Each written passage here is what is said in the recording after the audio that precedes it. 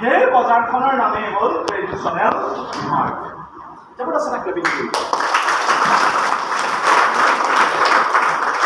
আৰু বহু ব্যক্তিয়ে ইয়াৰ সম্পৰ্কে কিছু কিছু আভাস পায় বা ইয়াৰ বিষয়ে ডিটেইলছত যাব নিবিচাৰে।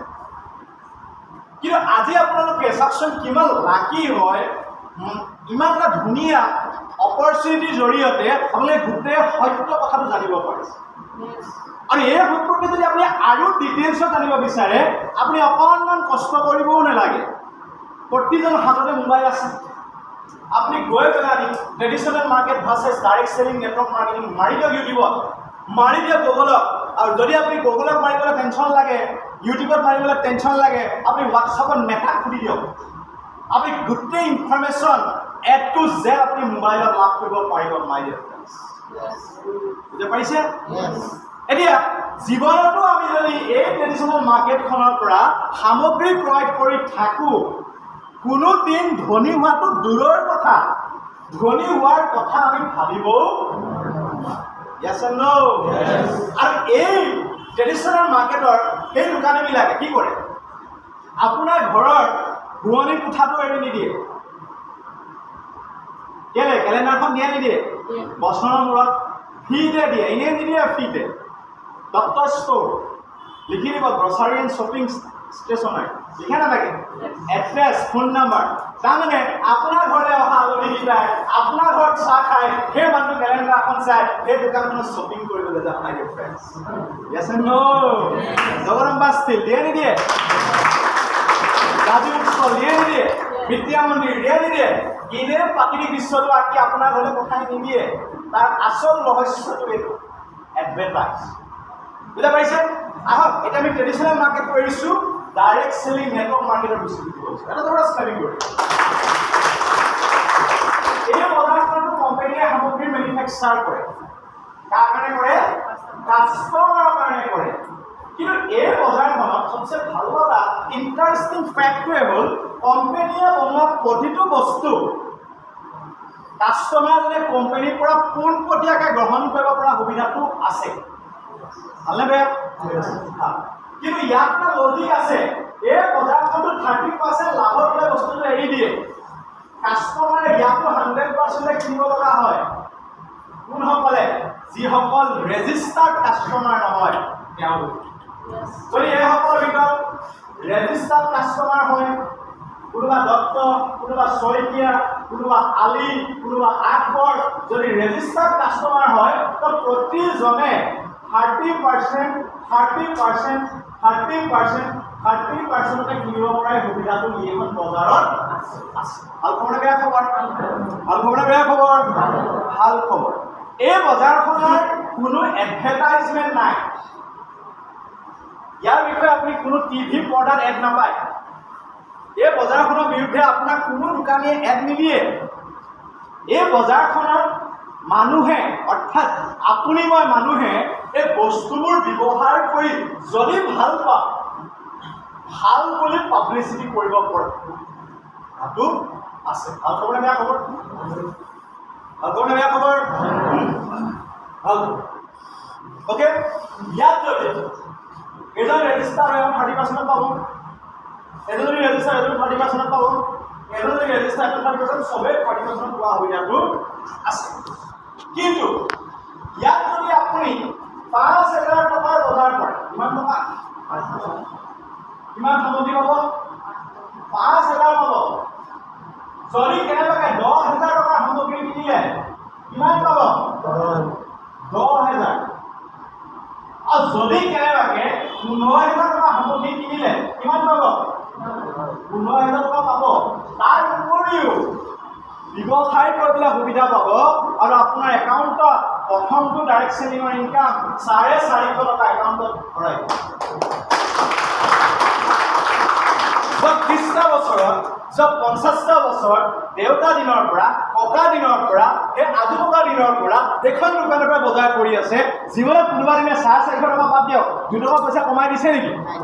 কিন্তু ডাইৰেক্ট চেলিং এই বজাৰখনে চাওকচোন, 5,000 টকা 5,000, 10,000 টকা 10,000, 15,000 15,000, তাৰ উপৰিও ব্যৱসায় কৰিবলৈ সুবিধা, তাৰ উপৰিও একাউণ্টত কমিশ্যন ভৰাই দিয়া সুবিধাও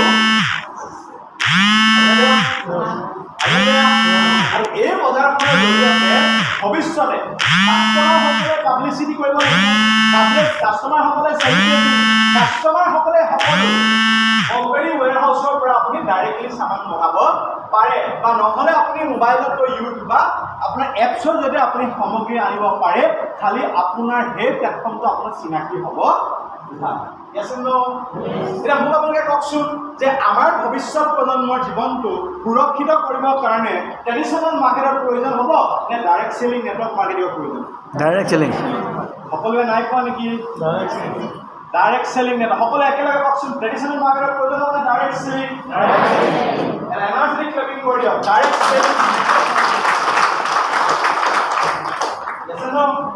কিন্তু সমাজত যিদৰে ভাল মানুহ আছে, বেয়া মানুহ আছে নাই?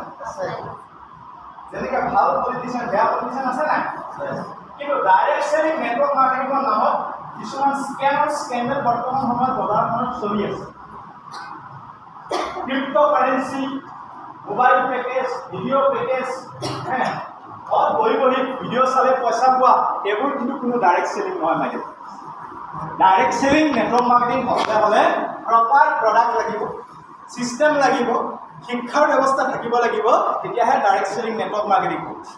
কোনো ক্ৰিপ্ট'কাৰেঞ্চি, কোনো ভিডিঅ' পেকেজ, কোনো ভিডিঅ' আপোনাৰ মেডিকেল পেকেজ বিক্ৰী কৰা ডাইৰেক্ট চেলিং প্লেটফৰ্ম নহয়। সেইবোৰ ডাইৰেক্ট চেলিঙৰ নামত ভুৱা অসাধু মানুহে কৰি থকা একো একটা চক্ৰান্ত।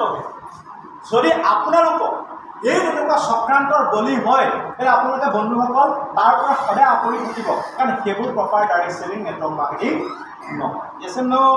এতিয়া নেটৱৰ্ক মাৰ্কেটিঙৰ ভিতৰত বা ডাইৰেক্ট চেলিঙৰ ভিতৰত এটা ভাল কোম্পানী বাছনি কৰিবৰ কাৰণে network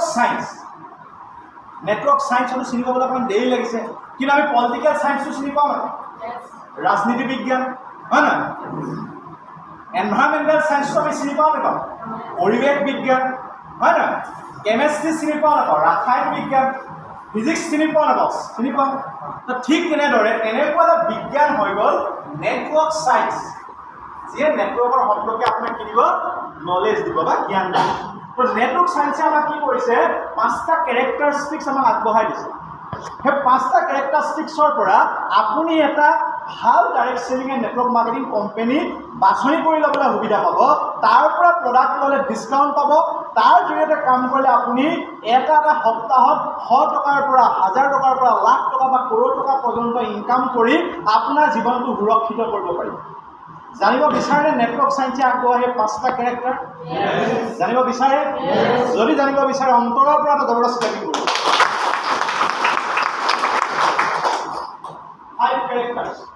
Number 1, powerful profile. Powerful profile হ'লে use capital লাগিব, knowledge লাগিব, experience লাগিব আৰু risk taking ability লাগিব।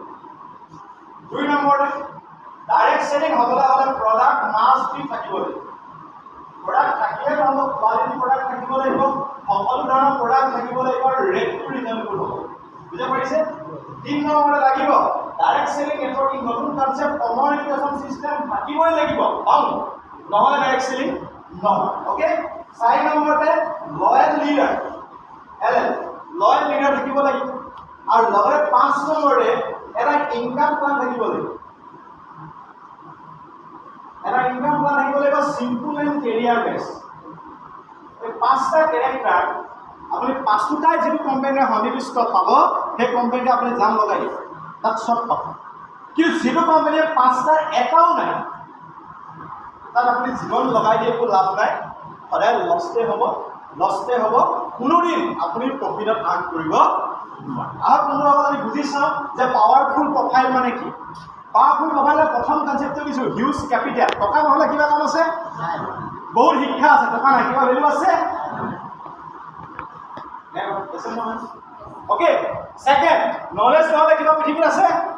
টকা আছে, নলেজ নাই, কাম আছে? নাই। নলেজটো আছে, টকাও আছে, অভিজ্ঞতা নাই, অভিজ্ঞতা নহ'লে কাম হ'ব? অভিজ্ঞতাও আছে, টকাও আছে, আপোনাৰ নলেজো আছে, কিন্তু ৰিস্ক টেকিং এবিলিটি, কাম কৰিব পৰা ক্ষমতা লাগিব নালাগে? তেতিয়াহে এটা কোম্পানী প্ৰফাইলটো পাৱাৰফুল হ'ব। বুজি পাৰিছে? প্ৰডাক্ট হ'লে নহ'ব, কোৱালিটি হ'ব লাগিব, বেষ্ট অফ দ্য বেষ্ট। মানুহে ব্যৱহাৰ কৰি ৱা ফিল আহিব লাগিব। ৱা মানে কি? ভাল লাগিব লাগিব। প্ৰডাক্টটো ব্যৱহাৰ কৰিলে দিলছে আমাৰ চেউৰ আহিব লাগিব, হাঁহিটো আহিব লাগিব, তেতিয়াহে প্ৰডাক্টৰ কোৱালিটি আছে ন। এণ্ড ৰেঞ্জেছ অফ প্ৰডাক্ট, আজিকালি মানুহবোৰ 2 মিনিট ৰিলৰ নিচিনা হৈ পৰিলে। এখন দোকানতে চব পাব লাগিব, এখনৰ পৰা ইখন, ইখনৰ পৰা ইখন যাবলৈ সময় নাই, আছে নাই। সকলো প্ৰডাক্ট লাগিব, প্ৰডাক্ট সকলো হ'লেই নহ'ব, ৰেটটো ৰিজনেবল হ'ব লাগিব। ধনী দুখীয়া মধ্যবিত্ত সকলোৱে ব্যৱহাৰ কৰিব পৰা প্ৰডাক্ট থাকিব লাগিব, তেতিয়াহে এই ছেকেণ্ড পইণ্টটো কোৱালিফাই কৰিব। কেইজন মানে টোপনি মাৰিছে, টোপনি নমৰাসকলে মাৰি ৰাখিছা জবৰদস্ত। অ'কে, 3 নম্বৰে কমন এডুকেশ্যন চিষ্টেম লাগিব। শিক্ষা ব্যৱস্থা নহ'লে কিবা হ'ব? ন' এডুকেশ্যন ন' ছাকচেছ।